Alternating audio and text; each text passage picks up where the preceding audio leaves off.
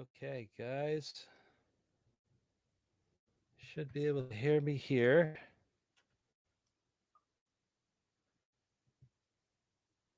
It's getting set up. All right.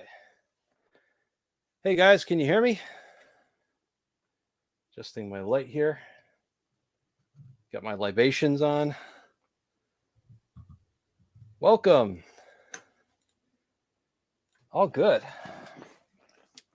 Hey, guys, sorry for the delay there. I've actually been working on a zero turn that had a ton of mice damage. I was almost tempted to actually go online in the shop, but decided to take a break from it just because I was getting frustrated with how much of the wires I have to replace because of the mice.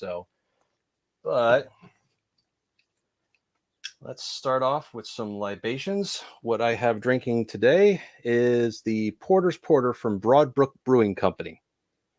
They're over here in Connecticut, and it is 5.3%. Yeah, so thank you guys so much for joining. I hope to cover on some of the small engine questions. And there was actually a couple people that were asking me on some of my guitar gear, and hope to see some of those guys on there today. Hopefully I can help them out. There's also a gentleman that was having problems with his transmission on a John Deere GT225, but I'm not sure if I'm going to be able to help him too well because he was saying that it goes fine in forward, but not in reverse when it gets hot. And usually that's a telltale sign that the hydrostatic transmission is on its way out. So see what happens. All right. So update on the channel. So I've been keeping up with the small engine stuff. It's been pretty busy trying to get parts. I'm sure every guy's and everyone is really having a lot of trouble sourcing parts. I paid about $70 for ignition coils for two of them specifically for a Kawasaki engine the other day. And the aftermarkets I've had, good and bad experiences. Some of them work, some of them will fail within a few months, but a lot of times I try to stick with the name brand stuff. But let me go while I have you guys here. I'm going to send over the invite in the chat if anyone wants to join in.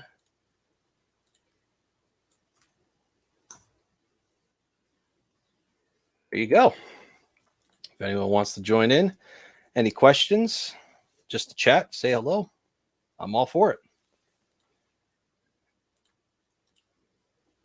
So what other projects am I working on? We have a John Deere LA 115 that I'm just doing a tune-up on, leveling out the deck. Nothing really too crazy. The guy wasn't even sure if he wanted to spend the money because it's about a 14-year-old machine, but he seems to have taken good care of it.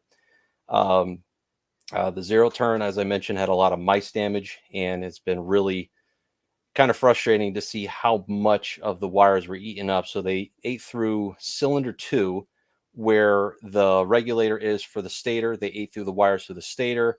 I'm pretty sure the regulator is shot because the wire going to the battery was eaten away, so it likely grounded out to the frame. Yeah, so I won't be able to test it until I get it put back together. I just ran out of time today with everything going on. Hey, looks like we got some visitors here. Hey. I was going to say, you were so late, I made a sandwich. I'm so sorry. Like I said, I originally had this stream set up for 5 o'clock, but so my band, we weren't gonna be able to get our singer tonight, so we just decided, okay, we're just gonna skip for tonight. We're doing a house gig. He's gonna have like 5 or 6 bands over in Woodbury, and I'm bringing my sound system and everything. We're gonna be the main event band, and we're just trying to get a couple practices in before July, but just couldn't do it today. So my wife is going to make dinner tonight instead of me. I was going to grill smoked bison burgers. I had some hickory wood chips and everything on my Weber grill there. But yeah, I had a sandwich this afternoon too. I had a turkey and cheese. Well, this is turkey. Well, I emailed a few people: Bruce, Steve, guys, John Clem, Henry. Very cool. Yeah, I mean, I pretty much got about a 2-hour window here, so anyone that wants to join. I've gotten a lot of comments lately on some of my videos. It's just like boom, boom, boom, boom, a couple one after the other. I'm just like, wow. No, good. No, like good questions. A lot of it on my electronics projects. A lot of my, working on pedals, like effects pedals for guitars or whatnot. Not so much on the small engine. I dabble in small engine. I have it as a legit business and everything. It's just my channel really doesn't have too much of a direction, right? It's kind of a dichotomy of things. It's all over the place. It's basically my own channel for whatever project I'd be working on. Mm-hmm. So it's 75 up here now. Yesterday it was like 94 degrees with 100 degree index. Ridiculous. And then by last night, we had shut off the AC. All the windows were open. It was that cool outside. Yeah. By 7 o'clock, it dropped 30 degrees. 30 degrees. Yeah. Well, when you're in Connecticut, yeah. It's crazy. Yeah. Absolutely crazy. But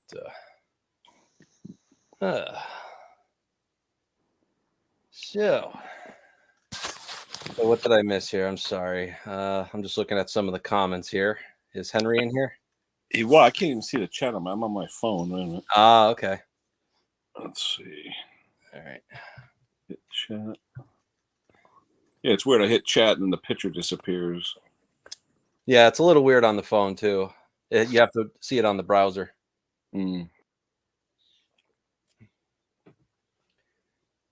So yeah, just been doing little projects here and there.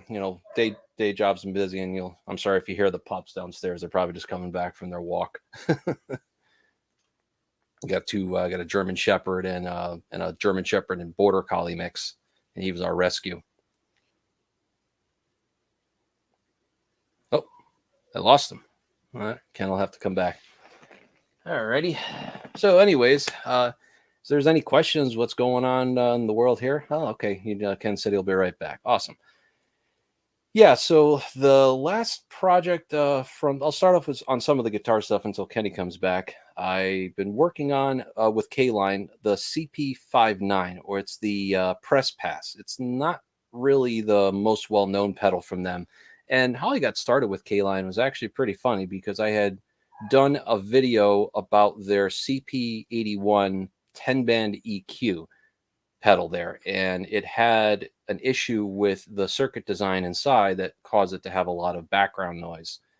I reached out to them via Facebook Messenger and then also to their sales email on their website, and actually got a response back from one of their product specialists. And they said, okay, we're going to send you a replacement. I says, well, I don't think the replacement's going to help. There's something going on with the design of the circuitry. Can you send me the schematic? So I said, okay, let me know. They came back and says, hey, we'd love for you to help us out, and very happy to share the schematic. And immediately I figured out what the problem was. It was missing a few inductors and also a couple diodes on the output side. So what you do with that pedal is that you actually power it with 9 volts.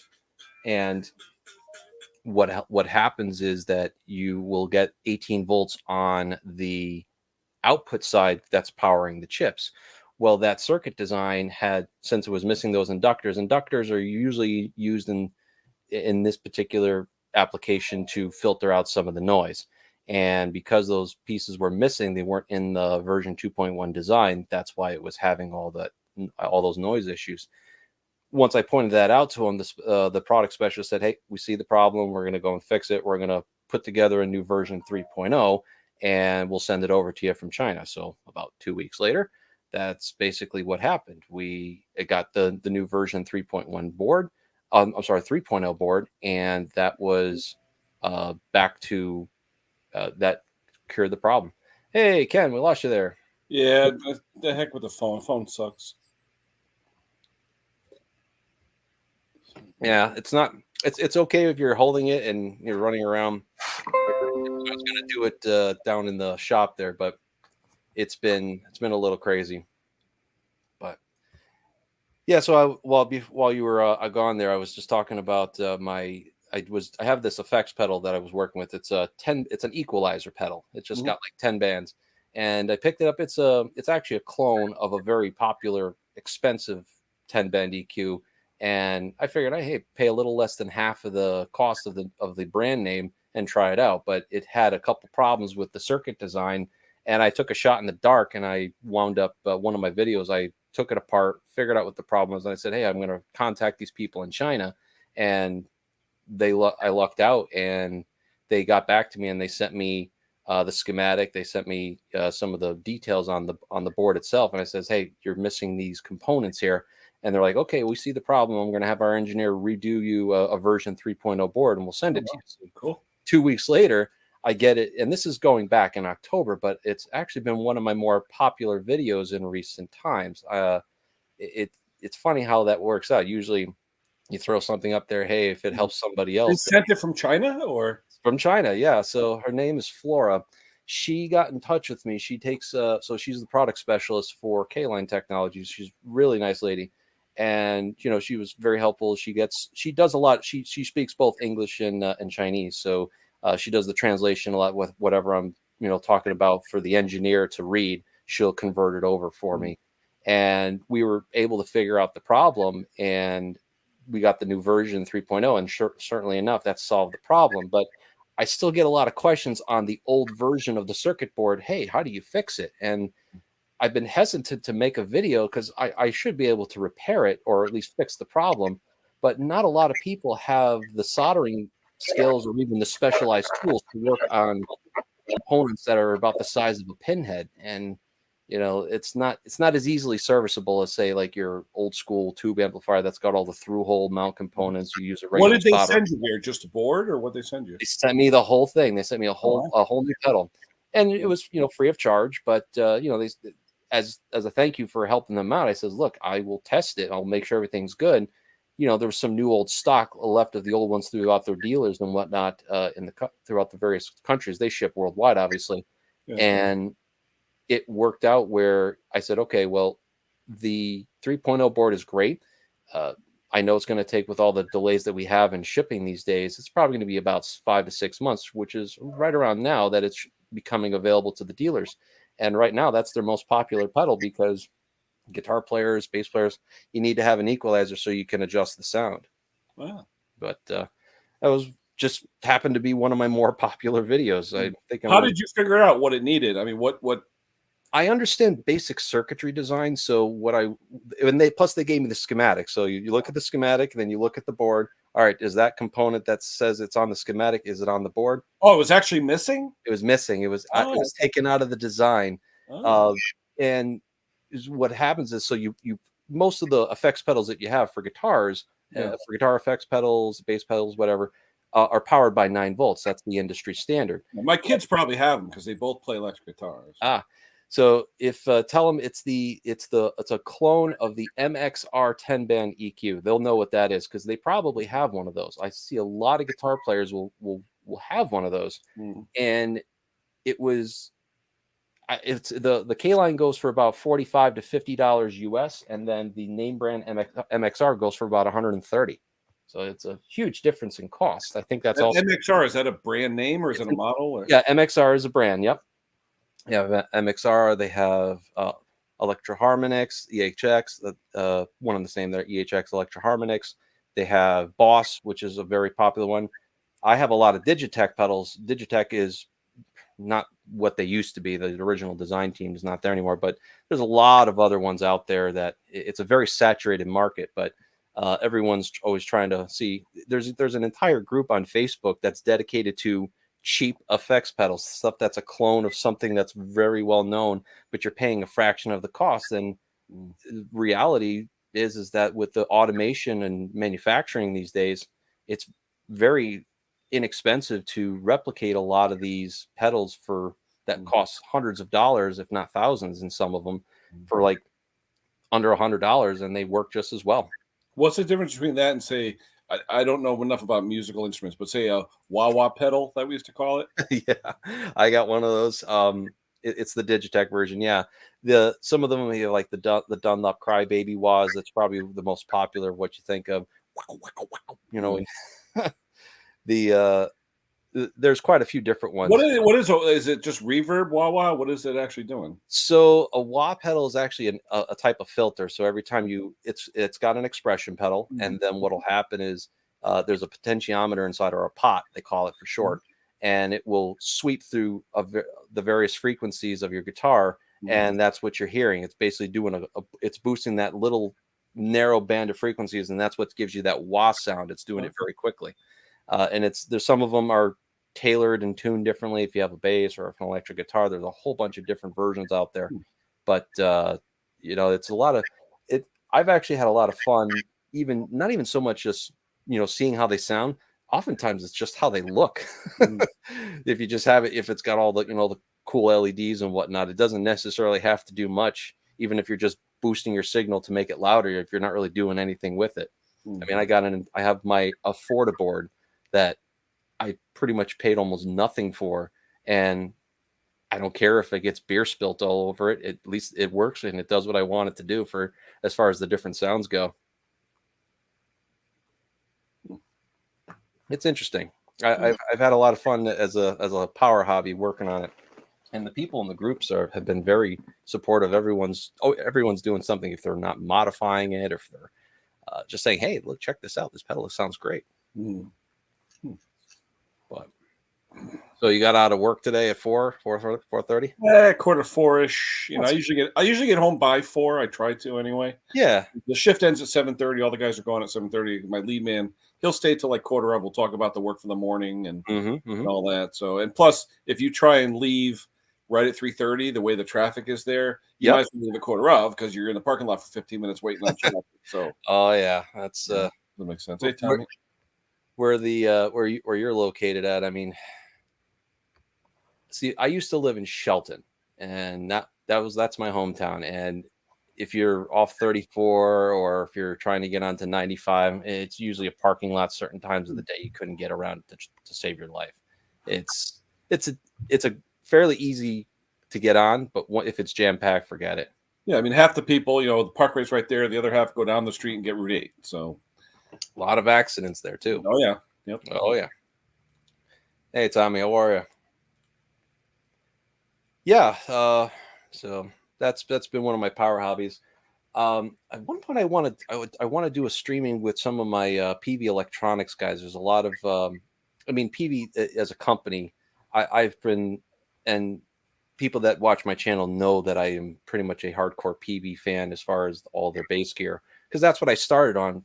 Over almost 20 years now, I've been playing bass guitar, and I had started off on this little tiny practice amp that I still have today, but the company folded pretty much in 2015. They still exist, but a lot of the American manufacturing shut down, and they were one of the last companies to do that. But a lot of some of their tube amplifiers I have, that they're the last of the American made, and you could just see the craftsmanship in how they were built versus how they're designed in America, but built in China now. And some of it could be very good, but what they do, sell the company or sell the rights? No, they didn't sell the rights. They opened up facilities in China, and because it became too costly down in Meridian, Mississippi, to operate out of there, and they were one of the last pro audio music gear companies to actually move their operations overseas, or at least a portion of it at the time.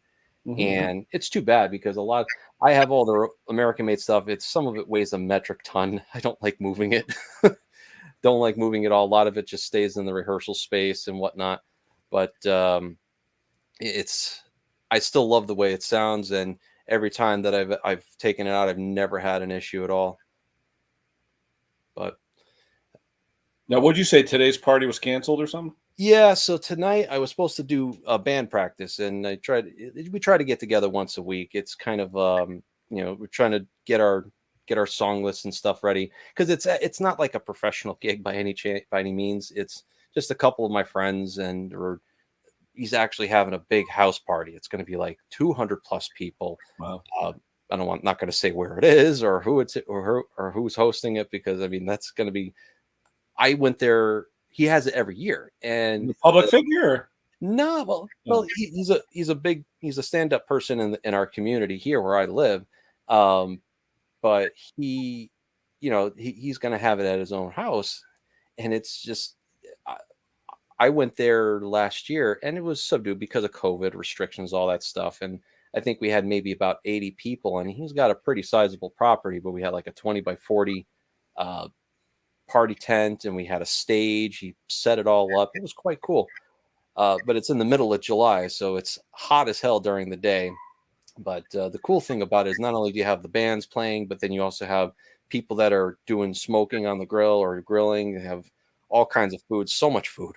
Oh my God, you're going to gain 10 pounds just going there. That's for sure. But it's kid friendly. You get the trampoline, you got the pool. So it's going to be a lot of fun.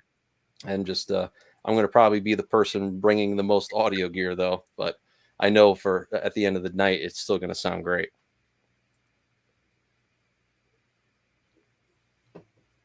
Yeah, so sorry if you guys hear the dogs in the background. My wife is probably outside with my father-in-law. They usually walk around the neighborhood here, and the dog's she just wants to be with my wife there.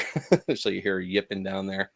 Do you guys do a lot of like the dogs? I know you do the grooming and all. Do you like sitting and stuff or not grooming? So what we used to do, so it's S&G Merchandise and Services is the name of our company.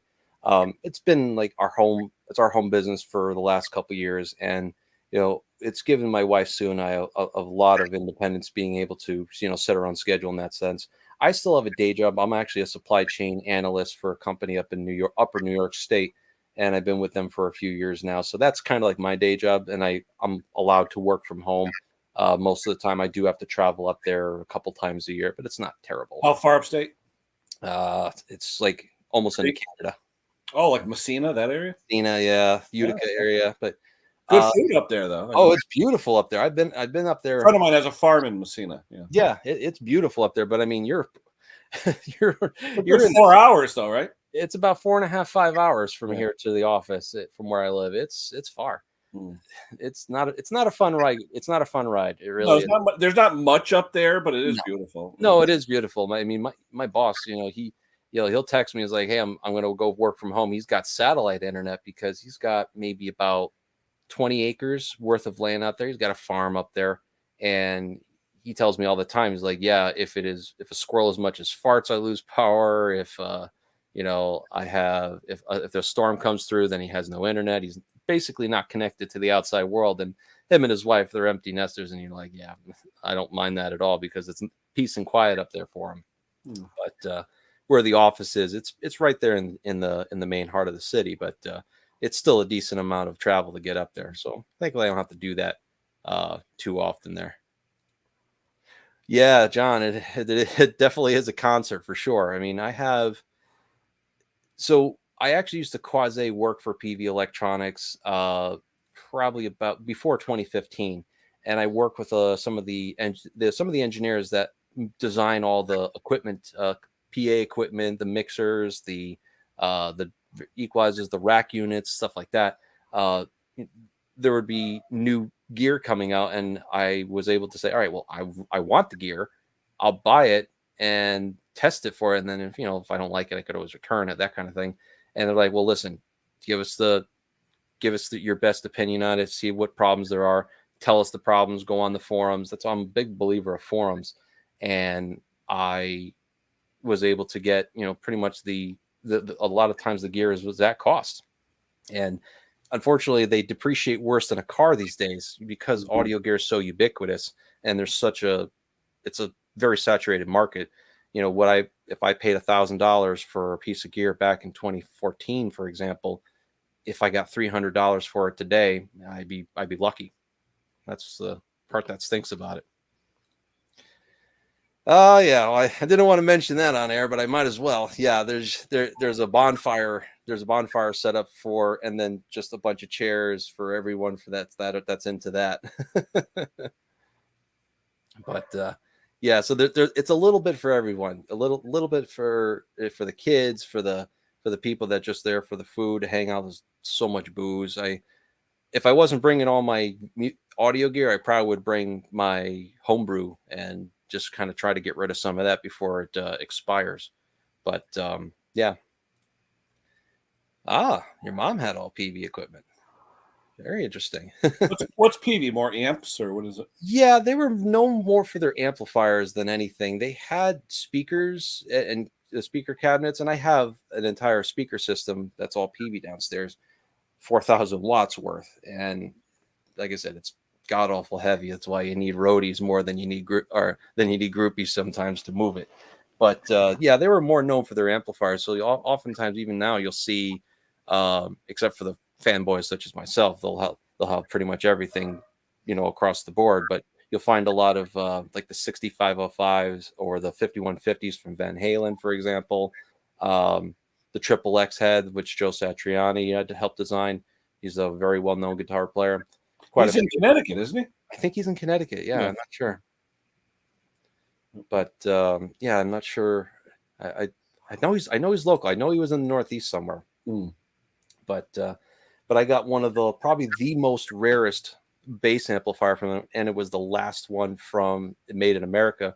So Michael Anthony from Van Halen, he started a super group called Chickenfoot, and at the time he was now tube amplifiers. If you remember, like an Ampeg amplifier, for example, the SVT. These things weigh so much. They weigh a metric ton. They're about 94 pounds. That's how heavy they are, but they're 300 watts. So you got maybe, I think, 8 EL34s or 6 L6s, different vacuum tubes. But because of the heavy transformers inside, you break your back trying to move these things, but you really can't replicate that sound. Well, they made one where it actually has like a computer power supply, a switch mode power supply. So it went from 95 pounds to 37 pounds. And it's the same amount of power. But a lot of people didn't believe that the technology was there. So they had him endorse it. So they made a signature amplifier for him. But that's right around the time that they shut down their American operations. And there's only about 50 ever made. I happen to have one of them. But oh, cool. So you got a singing group. Interesting. That is really awesome. That is awesome. Steve's talking about Peavey. I know exactly, because Peavey is actually a log roller. I know. Peavey log. Those poles with the hooks on them, they're called Peavey. Yeah. That's funny. Oh man, I mean, I didn't realize, Steve. I didn't realize that you were Western Canada for the longest time. I couldn't lock down your Canadian accent exactly. I thought you were like from the Toronto area. BC, Vancouver Island. He's Vancouver Island. Yeah. So my day job. So I've been in supply chain and logistics since 2006, right before I graduated college. And had I known that I was going to go into that particular industry and that trade, I would have never went to college. I wasted all that money for college. Now that you said that, now I know I'm 21 years older than you. I feel old. Yeah. No, I graduated in 2008 from college. So I went 5 years there for my undergraduate. But had I known what I know now, I would have never have gone there. Or I would have been a lot smarter about how I went and paid for college, took loans out, all this stuff. They don't tell you this. They don't tell you these things. I wish they did, but they'll be more than happy to take your money and you've got the rest of your life to pay it. Yeah, no thanks. When you get to that next chapter in your life, when you're getting married, you're gonna buy a house. If you decide to have kids, all the bills start piling up pretty quickly. So, any of that old debt, it's great to write off at the end of the year, but you still have to pay it back. Yeah, my daughter teaching English in New Haven makes garbage for money. My son, who works as a manual laborer, makes more than me, for God's sake. Made 2.5 times as much as my daughter. Nobody wants to work. That's true. I mean, they're saying around here, McDonald's around here is offering $15 an hour, and they have nobody to take it. Nobody wants to take it. I had a client up in Massachusetts, like Mansfield area, right up. It's just like 2 exits up past the sports stadium there, and their Amazon was opening up a distribution warehouse across the street. And this is how nasty Amazon can be.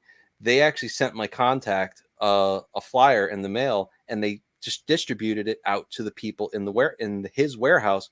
Starting pay $18.75 an hour, and drivers start at $18.75 an hour. And at the time, wow, that's some good money for warehouse work, general laboring.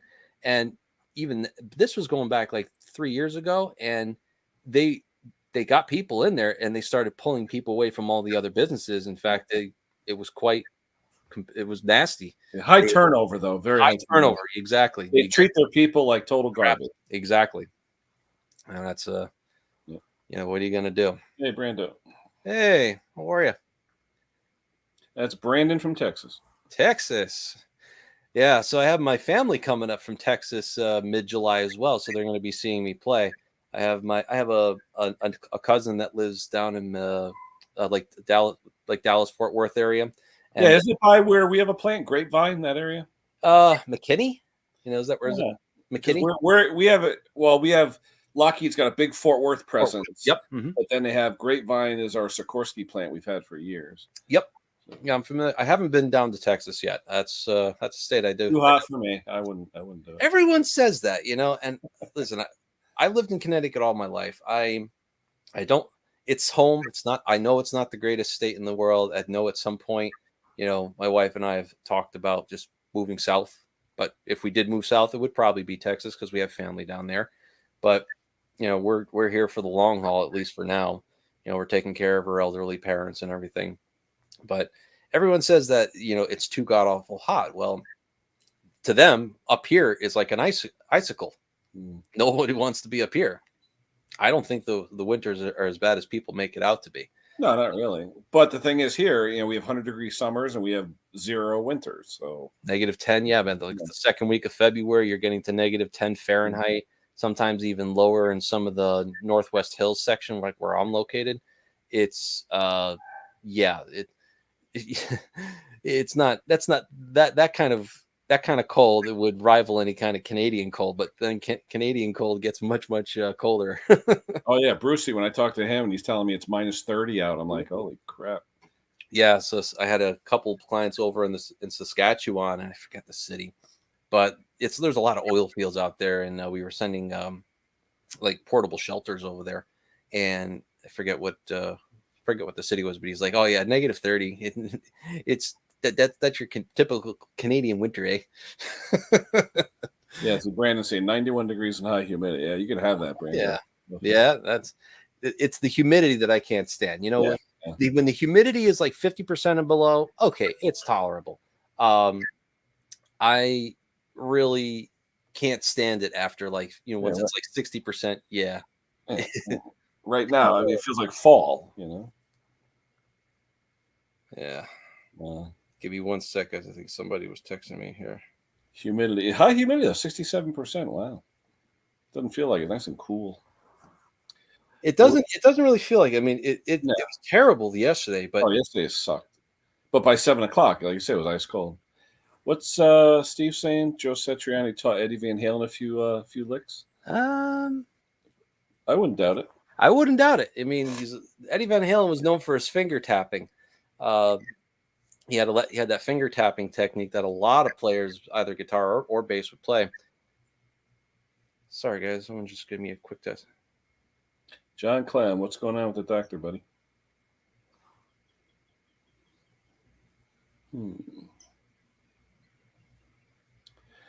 Brandon moved to East Texas from Central Texas. My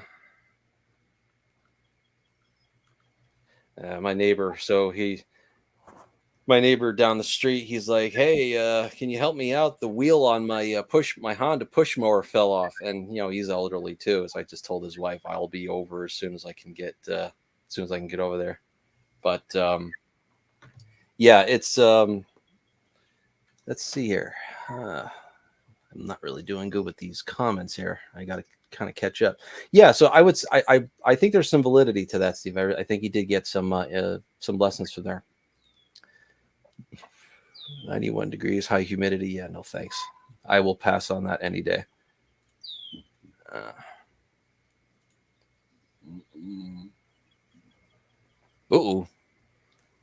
Yeah. Health is paramount there, John. I was probably the worst before I met my wife. I hadn't seen a regular doctor in a better part, almost a decade. Us guys are just trained to say, no, I'm fine. But, when you get to that point in your life, right, you probably need to start watching what you eat and all that good stuff, exercise. Yeah.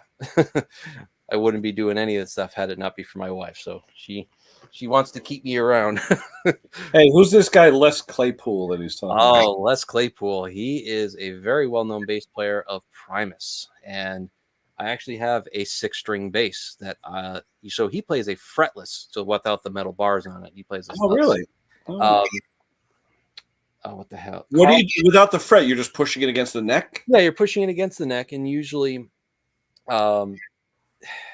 he has it's a guy named Carl Thompson. He makes custom made basses, and Les Claypool has the finger tapping. He's got the slap, with the thumb. I'm sorry, I can't see it. So the thumb, and then popping and slapping. So he's got a lot of different techniques, but he also uses a very extensive pedal board. So you get all those different sounds. So if you listen to like My Name Is Mud, for example, that's on a 6-string bass, and it's just got a very unique sound. It's very hard to replicate unless you got that exact bass and whatnot. Yeah, so he's known for that upper horn, Carl Thompson. So you get and then he's got a whammy bar on a bass guitar. Wow. Yeah, Winona's Big Round Beaver. He's got that on his Fender P bass copy there. And a lot of those songs I used to know how to play, and I'm sure I could just pick it back up again. But just the way that that band sounds in general, and it's a 3-piece band, so there are a few ways to deal with a 3-piece band. You got Les Claypool who's singing, he's playing bass, and you got the guitar player and the drummer. It's not really a lot of instruments, so you kind of have to do a lot of playing around the beat to kind of fill in the void. And it's like a lab experiment every time I listen to them, but it's always so much fun. Yeah, my kid would enjoy it. My son is into guitars and things like that. I just saw this thing on here. What the hell is this? Is this real? Yeah, they make them like that, the little cigar box ones. Yep. Huh. Oh yeah. Looks like a toy. It does look like a toy. But back to my comment before, for the automation and manufacturing these days. I mean, you can get a Chinese made or a South Korean made bass guitar for like $120, and it's not the best. It's not like you're going to spend $1,000 or $1,500 on an American made Fender, for example, but it sounds decent. It'll get you in the ballpark in terms of tone, but sometimes you don't really want to take. My 6-string bass costs, I've put about $1,700 worth of upgrades and work into it. I mean, would I take it on a gig if it's the right gig? But most of the time that just stays here in the studio. I would be the first to tell you that I'd take out my $115 P bass copy, and if that gets destroyed, I'm not going to lose sleep on a little over $100 for sure. So Winona's video is pretty cool. Yeah, so like upright. That's a different natured beast altogether. I mean, I've thought of playing that, but where the hell would I keep it? It's such a big instrument. It's massive. What determines the length of a bass? Is it just a manufacturer, or is it different sound because of the length? Well, yeah. So the lower the frequency, the wavelength is longer. So you need to have a longer scale to not only have the tension, so it's not flopping around, and you want to be able to hear the definition. So typical upright basses will be a 43-inch scale. Typical electric basses will be 34-inch scale. A 5-string, if you want to play metal or some like that heavier lower string, will be 35 inches. So, but what becomes the problem is that if you don't have long fingers to stretch, it becomes difficult to play those. Now, Geddy Lee, he was bass, right? Yes. So he's probably one of my favorites besides. So Les Claypool, Geddy Lee, Gary Anderson Lee is his real name. Then he's from Rush, and then John Entwistle. All of them kind of know each other, right? Geddy Lee played on a Fender Jazz bass, and I probably lean more towards the Fender Jazz sound than anything. I do like the Ernie Ball Music Man, which is like the double coils. You see 4 pins or 5 pins, 2 of them stacked together. That's your double humbucker. It cancels out any hum or noise that may come through the pickup, and it's just a very heavy, deep sound. Listen to Sledgehammer from Peter Gabriel. That's not Will Lee, but that bass player played on him, Ernie Ball Music Band. That's going to kill me right now. I can't think of his name right now. But yeah, so a lot of different sounds. There's usually 3 archetypes, but it's one of my passions that I've always been into. I probably have spent way more than I should as far as gear. But hey, every guy's got a vice. They have to have a hobby. Hey, Rob, how are you? Not Tony Levin. Tony Levin, that's him. Yes, Tony Levin. He plays on an octaviter. It plays the note low. If he plays one note, the pedal will play a note lower than what he's playing. So you have that really hard, heavy, deep sound from it. Yeah, because he played with Bruford, King Crimson, those guys. Yeah. Yep, King Crimson. Yeah, a lot of good. There's a good picture. Yep.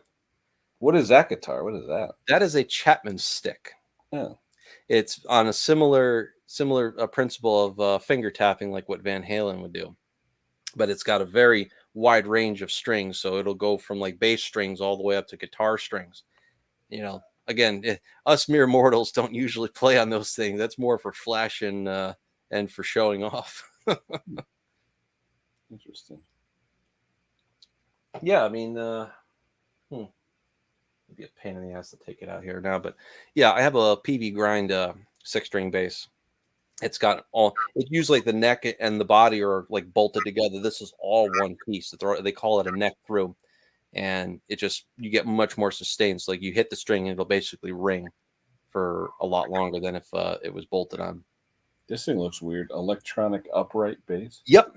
Yeah. So there's no need for an electric stand-up bass like that. There's no need to have a big body. See, the reason why, just for the same reason that you need a long scale length for bass guitar in general and upright bass, is because you need a bigger body to resonate, to get to hear those lower frequencies, the lower register. And that's really been the issue of why a lot of people don't play upright unless you're really serious about that instrument. And even then, what kind of music are you really going to play other than like classical jazz or I'm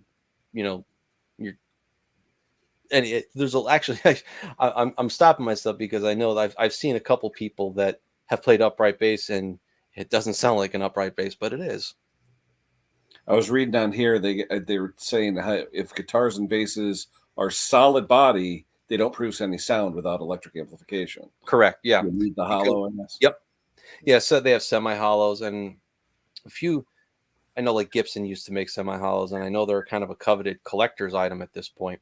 But yeah, like electric guitars and basses, you don't want the solid bodies are meant to reflect the energy from the string when it's vibrating back into the string, or at least you want the body to resonate. You don't want it to absorb it, where it's kind of, think of it, it's called the dead spot.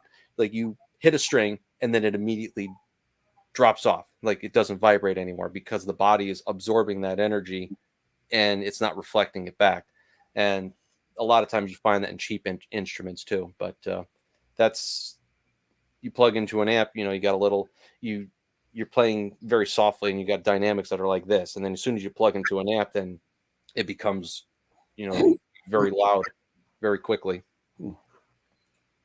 But yeah, good stuff. What's going on? Yeah, I'm hoping to have James and a whole bunch of other people on for the 9 o'clock. I figure that time frame is probably going to work better for a lot of people, just because it's that time of day. It's if they're all done with dinner and stuff like that. Mm-hmm. Oh, what's Tommy asking about a 6-string? Yeah, so Tommy is saying a 6-string bass. Yeah, so it's low B, E, A, D, G, and then a high C. So middle C octave. So it's a middle C there, and for the open string. Now, that's the standard tuning. I've seen other people they have to modify the bass to where it'll actually go a note another. It's tuned to fourth or lower, so it'll be F sharp, B, E, A, D, G, and then they'll get rid of the high C. But again, you need very large speakers. Some of them are not even driven by a magnetic motor. It's driven by a servo motor because the frequency is so low. You don't even hear it. You actually feel it in your chest more than anything. But yeah, I wouldn't venture beyond 6 strings. They have they have 8, 9, 10. I think the biggest one is that I've seen is like a 30 something string, like an actual, it looks like an aircraft landing strip. It's ridiculous. Check out Davey 504 on YouTube. That guy's got all kinds of weird instruments. It's a fun channel to watch though. Yeah, I don't know shit about music, so that's all.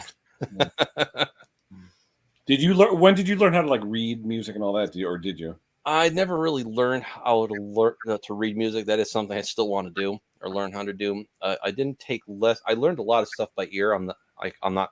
I don't think I'm tone deaf. I think I can. I know like when I'm listening to something, I'm like, okay, that's an E, that's a G, that's a C, whatever it might be.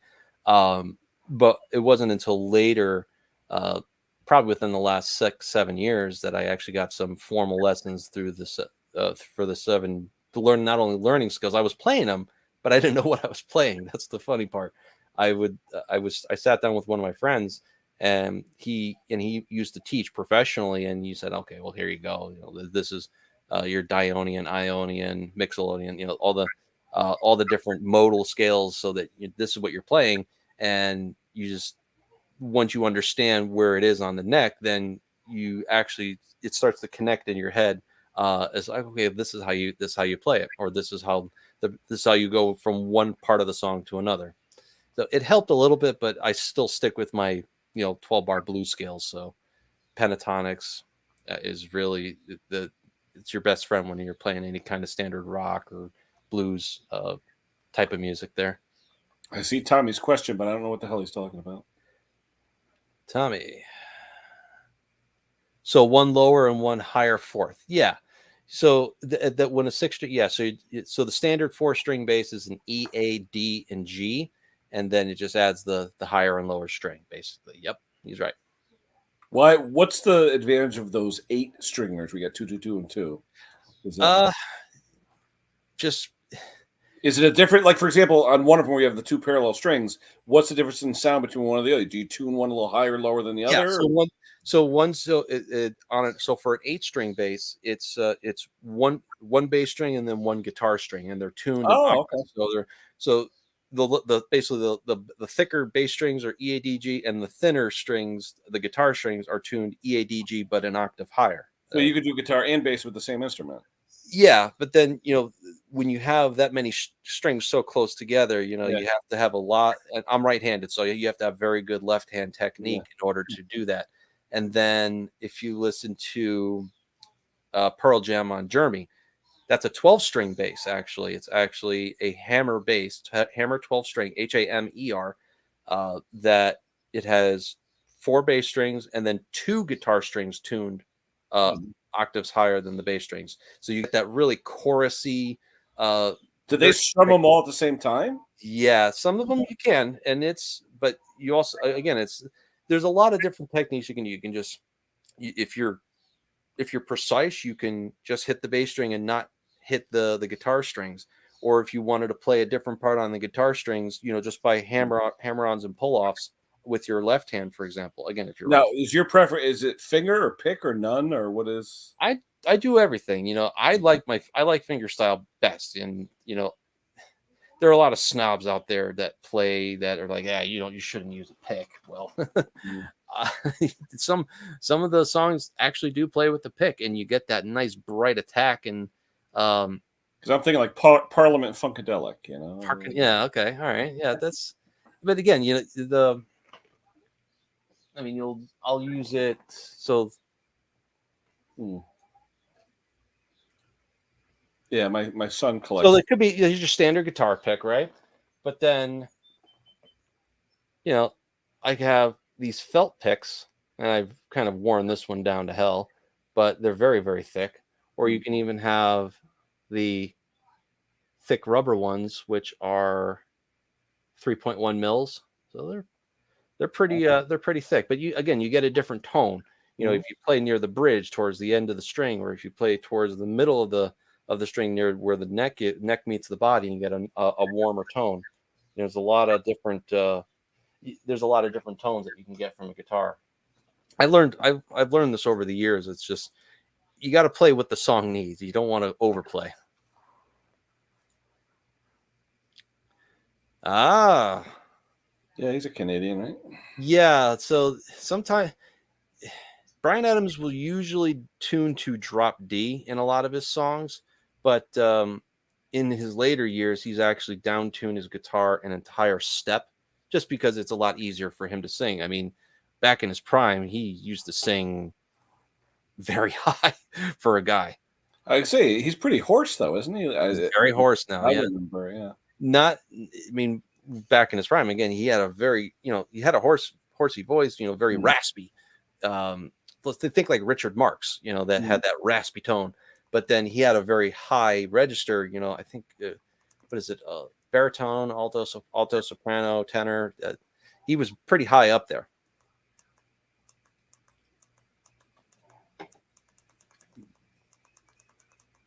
I'm trying to find the channel of the guy who he tears apart popular songs, by the instrument.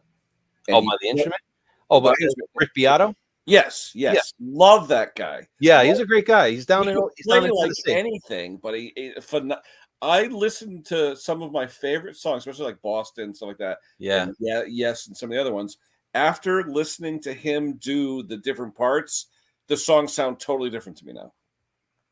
Wow. Yeah. Well, just because he'll pick apart, say, just the bass, and say the Yes song changes. I love that song. Okay. Yes. And especially the guitar. I just love that guitar. That's why I was asking you about the bass strings mixed with the regular strings. And there's that part in there at the beginning. And they go back and forth. And he did that on one of his videos. And now I'll listen to the song 10 times in a row. It'll sound different every time I hear it. Right. Because I'm listening for different sounds. There's a lot of layering that goes on too, especially in the studio. I like Rick channel. I mean, I've actually been able to, message on, like, if he was live streaming and, he said, he actually listens to his fans too. He's got balls like a brass monkey when it came to royalties for YouTube and everything. So it was very, he's the real deal. I mean, he's done so many big records too. But I like What Makes This Song Great series. That man, oh yeah, absolutely. Yeah, I'm like hooked on it. I mean, as soon as I see him post something, and I don't care if it's like 30 minutes, he goes into complete, he's got 113 of those right now. It says What Makes the last one he did was Elton John, episode 113. It says. Oh yeah, the Tiny Dancer. He just watched released that one. Yeah, that was great. I never realized there was that. I didn't realize there was a pedal guitar in there. Oh, definitely. Well, you know what song really gets me, and I never knew what the instrument was or how it was played. The Beatles, In My Life. There's actually, it sounds like a harpsichord. Okay. Yep. But it's not a harpsichord. Okay. I forget what it's called. It's something smaller than a harpsichord, but it's played at double speed. They couldn't get it to play. No one could play it that fast. So the producer played it at double speed. And when you listen to it at regular speed, you're like, yeah. But in that song, when it does it's double the speed. And because the guy says, try playing it. No one could play it. And they go, what instrument is that? And he goes, no, it's this, but it's played at double speed. It's just cool the way they get the sounds, Yeah. Then, I mean, I've caught myself even just on YouTube, finding all these behind the scenes videos on how is it, how do they actually do it? Because just the creative process really interests me, and you learn something about it because you take a lot of what you hear in these songs for granted, and it just, I don't know, it's just, you get a better appreciation for it as you get older. It's like, oh, I remember, that song growing up, even if it came out, decades before I was even born, but it was like, wow, okay, there's actually a lot going on. So yeah, that guy, that he's a lot of fun to watch. Oh yeah. And he's talented. I mean, he could play unbelievable, though. It's just You mentioned Boston. One of my favorite bands of all time. So someone actually on my channel recently, I kind of took it as a compliment because I mean I'm not a big fan of Boston. I appreciate. I just like the fact that it's not electronic. It's not it's not synthesized. It's not. Yeah, it's not. It's not artificially. Where it's done on a computer or anything like that. It's all. I mean, listen to. But it's all fingering. It is. They're trying to think. What's a good example? Let me find this here. That one. No, you know what? take a Toto, for example. Take Yeah. Africa, for example. Yeah. You know, or even what's one of their other ones? Rosanna. Listen to that song. That was done before auto-tune. Listen to all the background vocals. I mean, Rick Beato did a video on that a few months ago. That was an interesting video to watch. Oh, there's my pup. Hi, Pooch. Hi. Can't see her. You want to say hi? What's that? The Shepherd or which one? Oh, she's a big girl. Can't see her. She's a big girl. She's 9. She's gonna be 9. I'm sorry, she's gonna be 10 in next year, like February. But very protective of my wife. She adopted me when we got married. But that's kind of, if you look at the logo of our business, she's the one that it was based off of. So we have the wrench in her mouth, and then we have the pencil in the other. But you know, we actually don't. We still do pet services. My wife and her sister, and you know, we help out each other for that. But if we used to do daycare, we used to do, you know, daycare was the biggest thing at first, but then once COVID happened, got rid of it. It was too dangerous, you know, when you have family members that are immunocompromised, just couldn't be around that. We do drop-ins, so we'll go to somebody's house and. Oh, there's James is here. Hey, there you go. Hey, I'll put if anyone wants to join, feel free. I'll throw the link out again. But yeah, so we do that. So now we just do the drop-ins, and it's just a couple regulars that we do. It's been really good. And then I do the small engine. It's kind of funny because every time we get a new customer, it's like, you do dogs and you do small engine. How does that fit? It's like, well, think about it. You have people that want to go on vacation. And if you own a house, you likely have a lawn, and you have a lawnmower that you need to have worked on. So we're getting the same kind of clients that have two needs. And we thought originally, try something. She does a lot of accounting, bookkeeping, social media management. She does that. Then we have the pet services, and then we have the small engine. We figured spread ourselves out. Something is not going to work out, but one or two of them may actually work. Well, when all three were actually doing so well, we just like, oh, what are we going to do? So that's my quick history speech of how our home. What is Wayne saying? Maybe I'm too old. Steven Seagal's Thunderstruck. Steven Seagal's on Thunderstruck. Okay. All right. Yeah. I don't know what the hell that means, to be honest with you. This is where a guy in a group and a song, or what is it? It's Thunderstruck. There's a guy. It's Steve Seagal's. He did a cover of it. It's like a banjo cover of Thunderstruck from AC/DC. Oh, okay. It's pretty funny. Actually. On a banjo? Yeah, it's on a banjo. Yeah. Oh wait, can I do this? I don't know if I can. Can I share? No, video file. You hit share screen. Yeah. I could share screen. Yeah, I just don't want to look down an infinite. Hold on, open system prep. I think I had to do this last time. No, I just wanted to. Yeah. Because I've heard of Steven Seagal. I heard of that, but I never listened to any of the music. Okay, there's the share. Wait, what? What did I do? Lost permission to fix it. Go to system preferences. Open system preferences. I had this problem last time. Hold on, because I guess Chrome had to do it until it is quit. Oh, here we go. Steven Seagal's Thunderstruck. What is that? I don't want it. Oh, he looks like a good old boy. Yeah, you know what? I'll have to. My Mac is a little weird. I'd have to close it and then restart it. So he's got an accordion on a lawnmower. Yeah. Oh, there it is. Oh, okay, I know that song. Oh, he's got a guy with a fiddle in him. Yeah. There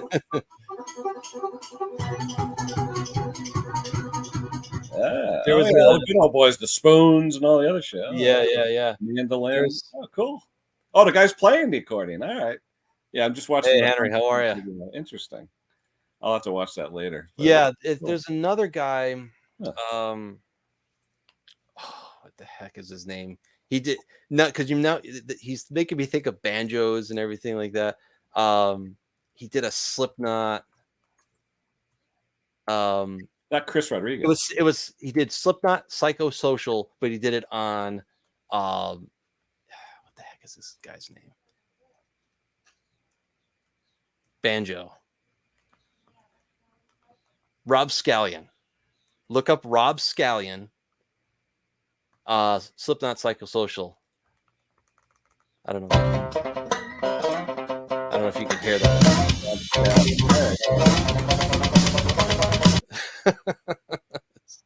Oh, he looks like a whack job. Holy Slipknot Psychosocial. I love Slipknot. They're dressed up like a bunch of whack jobs. I'll always be a metalhead at heart. It's I may not look the part, but I am definitely a metalhead. But it's just weird hearing it on a banjo. Yeah. Like I said, it's for the same reason why you don't really you don't hear an upright bass player just playing classical upright bass. You're hearing them even do. There's someone on YouTube that she actually tests out effects pedals for guitars, but you can actually use them. She has a harp. She's a harp player, and listening to the harp with different guitar effects, it's actually pretty interesting. Well, that's like I used to listen to like Roy Clark. But he would play like classic Spanish guitar, and it was like, this is Roy Clark. Yeah, I was like, holy crap. So, interesting. Yeah.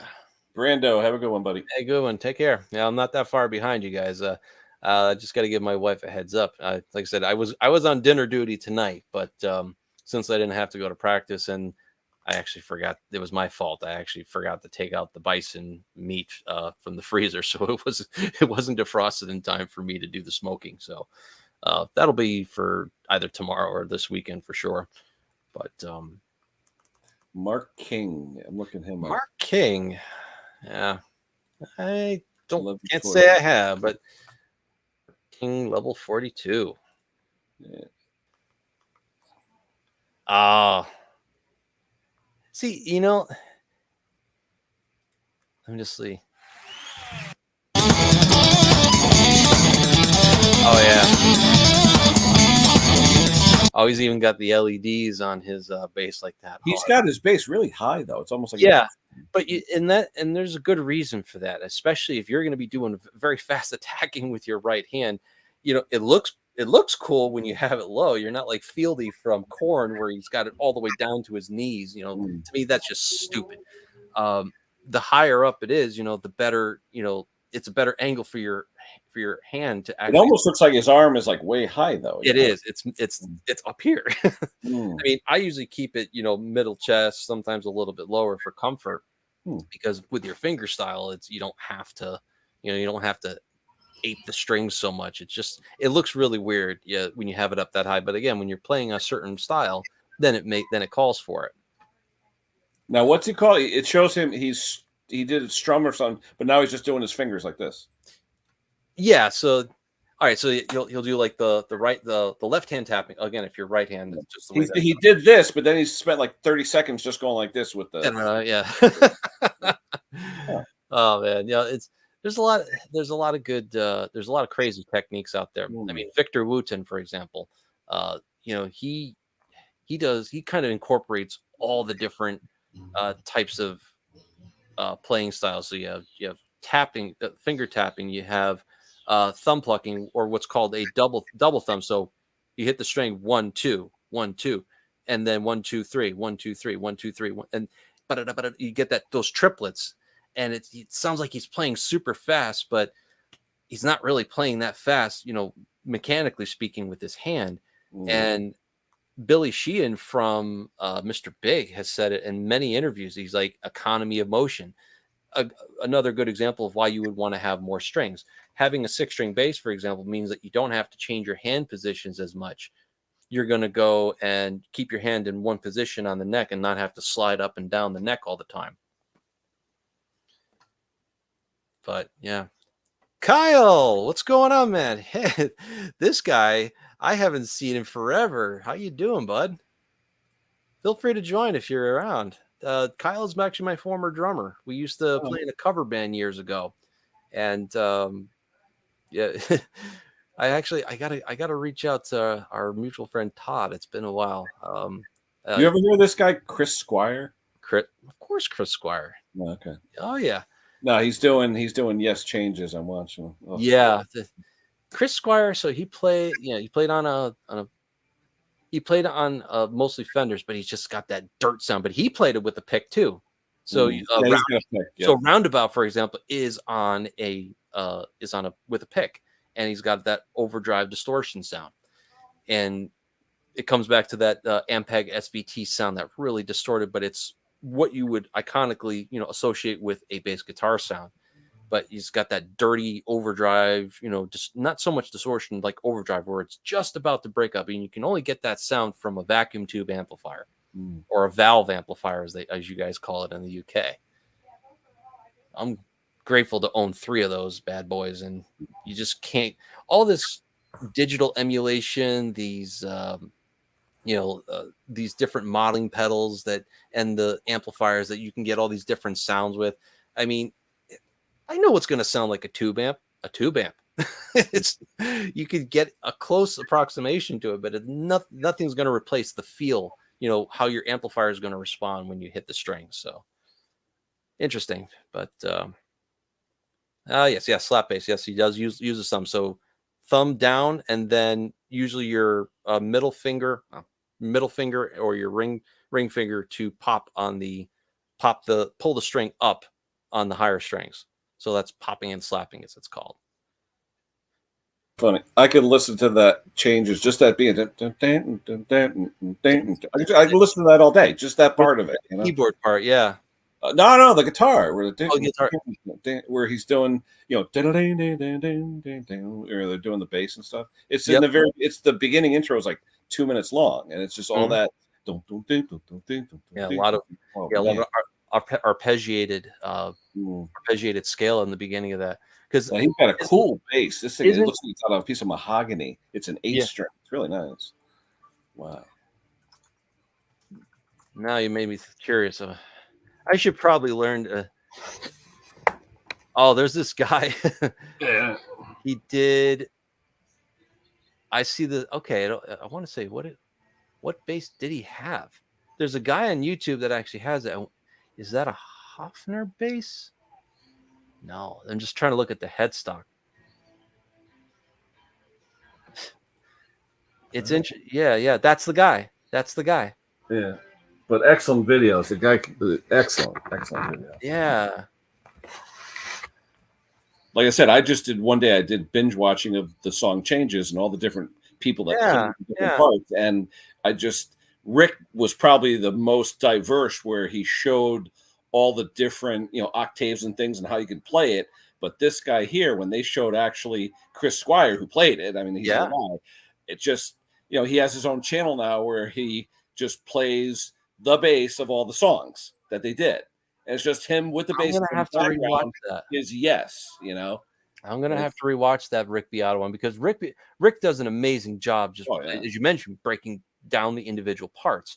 But I love Yes. It's definitely. That is one of my favorite bands for sure. I mean, my kid was at the doctor the other day. I swear to God, I had Changes on Pandora, and I kept hitting repeat. My kid comes out 40 minutes later, it's still playing that song. He's looking at me. I go, I just love that song. I just love it. Yeah. It's a long song. Yeah. James. Only appropriate to use an analog amp with an analog instrument. Much better sound. Gary, I'm going to step down. I'll be in the chat, but I'm going to step down. I got to grab another bite to eat. Sounds like a plan. I'll talk to you guys later. I'll be in the chat. Yeah, definitely. All right. See you later. Yeah, I mean, for sure. I mean, I'm going to have to rewatch that Rick Beato video, because there's a lot going on in some of these songs, and as a player in general, you want to learn how to play it, not just to just to be able to say that you can play it. But there's a lot going on in that song for sure. So it was funny. One of my other, I'm trying to find the comment right now. Some guy told me I was the Tom Schultz of bass guitar, which again, I took as a compliment. I didn't know him by name, but once I looked him up, oh, okay. So he's the guy he's one of the original guys from Boston. Right. And, but not a lot of people realize that he's an MIT trained engineer, sound engineer, audio engineer, and he designed his own gear for a lot of that band. And he actually sold a lot of that gear early 90s, I want to say. Now at times I don't think you can find a lot of that stuff. It's usually collector's items, but I think it came from one of my videos with the pedal that I was doing, that I was working on. I was actually taking it apart, putting it back together, just seeing how it was constructed, because if I'm going to pay $40 for something, is it junk or is it actually decent?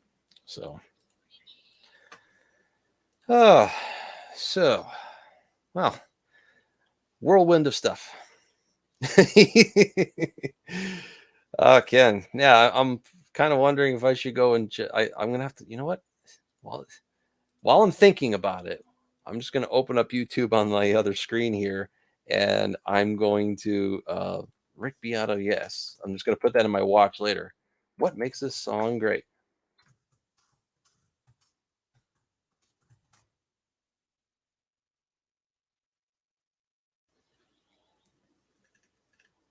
He even did an interview with John Anderson too. He's probably one of my favorite channels, because just as a bass player, you learn a lot about music in general, and just you just appreciate it more for sure. It's a rainy, gotcha. Yeah, like I said, I'm familiar with the Hammer 12-string bass. Have you ever seen Cheap Trick play live? They've played here in like Fairfield, and I've seen them play at the what the heck is it called? It was or no, maybe it wasn't Fairfield. Maybe it was Stratford. Can't remember. But it was the Cheap Trick played there, and Tom, the bass player, actually had a 12-string bass, and he was actually known for playing the 12-string bass through much of his career, and still plays it to this day. There's another great band to listen to.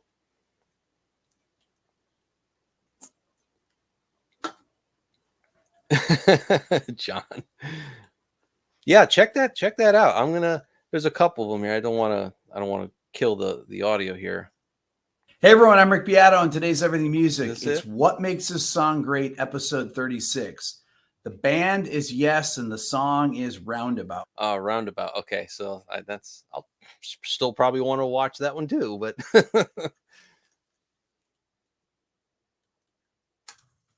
I'm just gonna change that here.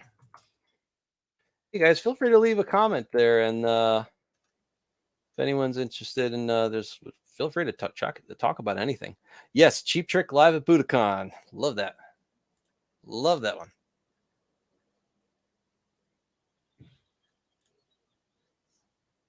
Wow, John, God bless them. Mean bass.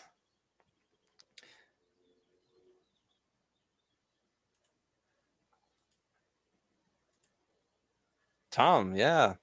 Oh, cool. Tony Levin. Yeah, I think Tony Levin actually, there was a guy in New Haven, Connecticut, that actually does a lot of his luthier work.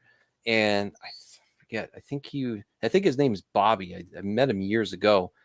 He worked on Will Lee's bass. He worked on Tony Levin's bass too. And, and did all kinds of repair work, fret work, stuff like that. He used to be I can't remember. It used to be near Guitar Center down in New Haven. I haven't been there in forever, since I was in college. So, no, Roundabout was played on I believe, correct. Don't, I could be wrong. I'm going to look it up. I want to say that it's a Fender P bass.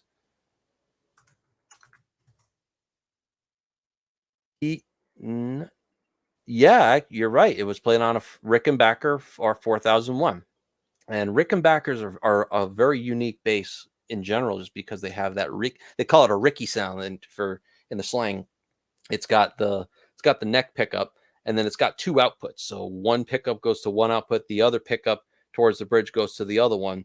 And it was actually set up as stereo, but it's just they got a very, very unique sound. They're also extremely expensive. I need one of those like I need a hole in the head, but I want one.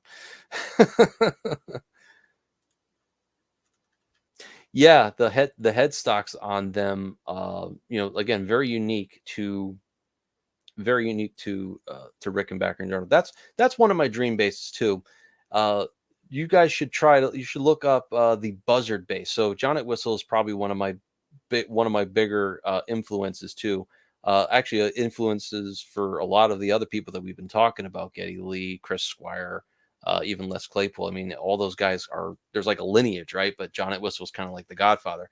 He actually has he calls it a buzzard bass, and I forget. I think it's Alembic that makes it, but it's all made of carbon fiber. It's got a pearl pistol grip for the lower horn, and it starts at like $5,000 and up. But because it's made of carbon fiber and graphite in the neck, it's so structurally stable that you almost never have to tune it. It's quite interesting, and it's got built-in LEDs in the fretboard and on the front and then on the side. The Warwick buzzards. Yep, that's it. Another amazing sounding bass there. But again, these things are extremely expensive.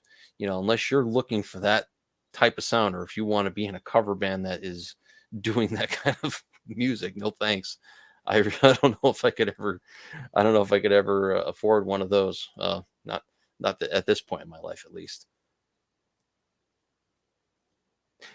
Yeah, a lot of people don't know about that, Tommy. He's got that PhD. I thought that was pretty cool. Lane 4 pickups on 1980 USA. Wow, that's actually quite impressive. It must have a very high impedance for it to have that kind of output. What he's talking about, I mean, so passive, basically the difference between active and passive bass guitar pickups. Active just means that you need a battery for it. I have active pickups in my 6-string bass. They're from EMG, but a couple other brands make it, but EMG is probably the biggest. And what I like about active pickups on bass guitars in general is that they don't get as much interference. They have a much thinner wire, not as many winds around the magnet, and they have a very small signal coming out of them. So the battery actually is to power a preamp inside to make that signal stronger before it goes out of your bass. And the best part about those active pickups, besides you got a very flat curve, so your bass and your treble, well, I'm sorry, I'm looking at my hands as I'm looking at the camera, it's mirrored, but so you get a nice flat response. Where passives, you get kind of like that mid-range scoop, inverse scoop in the middle, where you get on very that middle level tone there.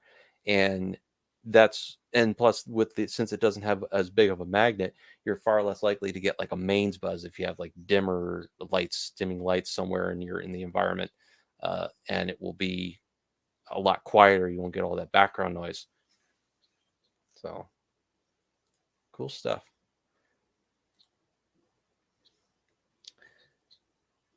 I get string noise. 90s. Huh. Interesting.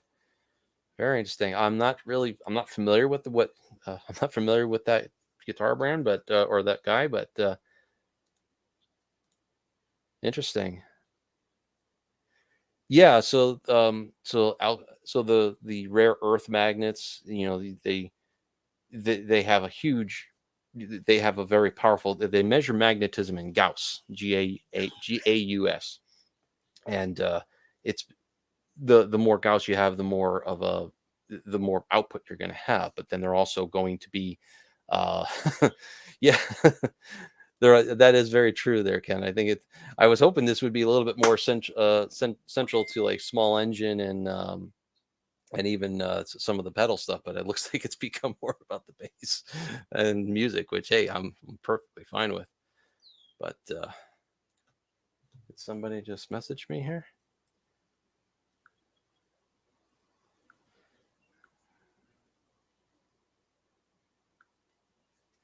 All right, very cool.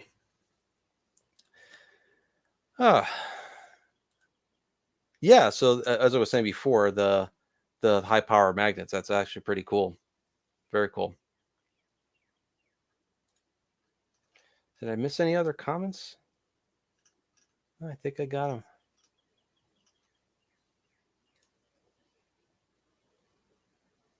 Thanks, John. I'm probably just grabbing the. You probably left already, but thanks so much for joining. All right.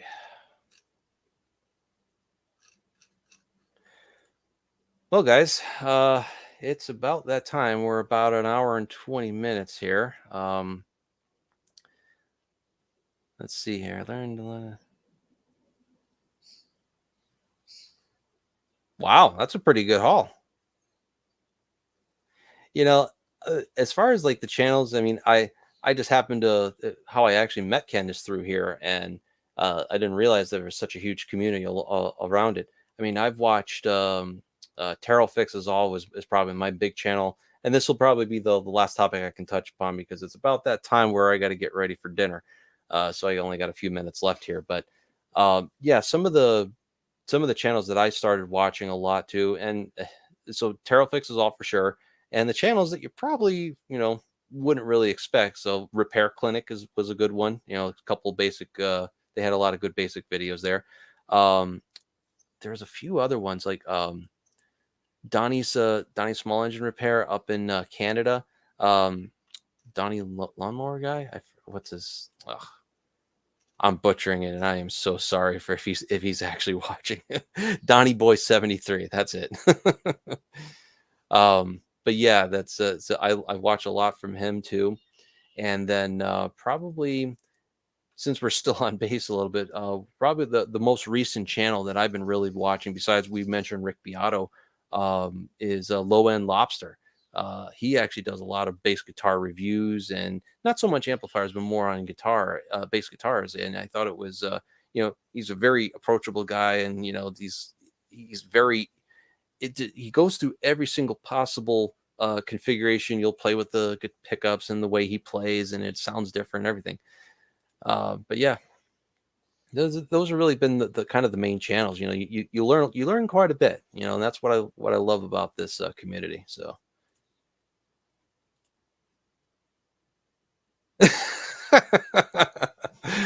Hey Kyle, are you still on? Well, I don't know. I'm a pretty reserved guy in real life, I would say. So I'm gonna say the drummer probably got more ass than a toilet seat. I have no idea. I I'll leave that to any drummer out there. What do you think? Any drummers want to go and chime in on that? I have to be on my best behavior. My wife might be watching this. The manager. Oh yeah, for sure. It was a lot of fun, when back in my early 20s, I got to go to, before I was actually even 21, I snuck into some of these places before you couldn't go in there because they had to be 21 and over, and got to meet all the different bands there. It was a lot of live cover bands too. And after I was 21 too, it was a big part of my life when I was in college. So it was a lot of fun, but nowadays I dabble in it more than anything. I like actually fixing the amplifiers and fixing the gear and learning how it works. That's just kind of been how my mind has been since I was a kid. So, yeah.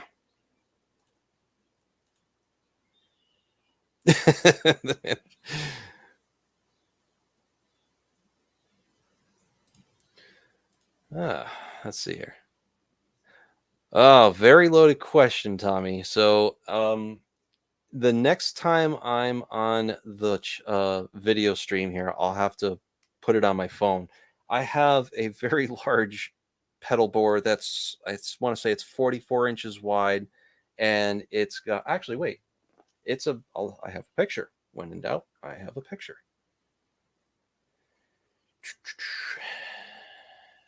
I just put it together, and this doesn't see a gig. So let me start off with my cheap Affordaboard first. It's actually from Kaling. Most of it anyway. So you have the 10 band EQ, your driver, another tube emulator, compressor going back up here. There's another, I think it's a 5-band or 6-band EQ. And then above here is a boost. And then towards the end of the chain, I have a chorus, and then I have a reverb. And all these pedals are under $50 basically. And then above here is a power supply. That's the small one. And I would probably take that out on a gig first before I would take out this next big thing here, which I mentioned before I was in the Digitech pedals, but this is my current pedal board that's got, I'm not going to go into every single pedal of what it does. I'll have to do that in a separate video. But as you can see, it's a very extensively large pedal board. It's got almost every single pedal you can think of. They're not wired one to the other in series. This particular pedal right here is actually what's called a parallel mixer, and you can mix the dry signal with the wet signal. And then to Ken, your point, there's my wah expression pedal there. Although it can use it as a volume, whatnot. That's kind of like my big pedal board there. But cool. All right, guys. Well, I'm going to call it. But just so you guys know, we're going to be back on the stream Friday at 9 p.m. Eastern Standard. Hope to have James Condon on here. Hope to have Ken. Anyone else that would like to join. And again, I want now as for my closing argument here, so to speak, originally I had set up these streams in response to, so the NOAA had just put out their predictions for the hurricane season. I thought this stream was going to be about generators, because that's another big power hobby that I'm into, very similar to what James's channel is all about. We've collaborated on quite a few different things already, but I figured that, we live up here in the Northeast. I figured that, with the Atlantic hurricane season being announced to be above average, that it is going to, there's going to be potential for more storms. But, I was hoping that, we have a couple questions to that. And it's that time of day where I think, everyone's getting ready for dinner here, and that's what I got to jump off here in about 2 minutes. But, feel free if there's any questions about the, generators, and what do you guys think, when there's a higher than average occurrence of storms that they're predicting, how's that going to affect you guys? I'd be very interested to see. Yeah. Well, hey, there's a reason why my screen name is called Bass Guitar. So, but no, that's really cool. But yeah. All right, guys, I'm going to have to jump off here. And again, thank you guys so much for joining and for hanging out with us here. Again, Friday, 9 p.m. Eastern Standard Time. And what's this last one here? Then a cyclist. Oh, yeah. Well, I mean, K-Line is the most recent, but the way the industry is set up, there's usually one company that makes all the pedals, but they're branded under a different name, for example. So Azur, A-Z-U-R, that's actually K-Line. There's quite a few other ones. I'm only just getting back into the effects pedals recently, so I'm still just touching the tip of the iceberg, so to speak, on that. But yeah, no, there's a lot to know. There's a lot to know. Yeah. For sure. Yeah, Genset, yeah, let's see if we can whatever, and I'm open to whatever you guys want to talk about. That's it's certainly been a lot of fun. But all right, guys, be well. We'll catch you on the next stream.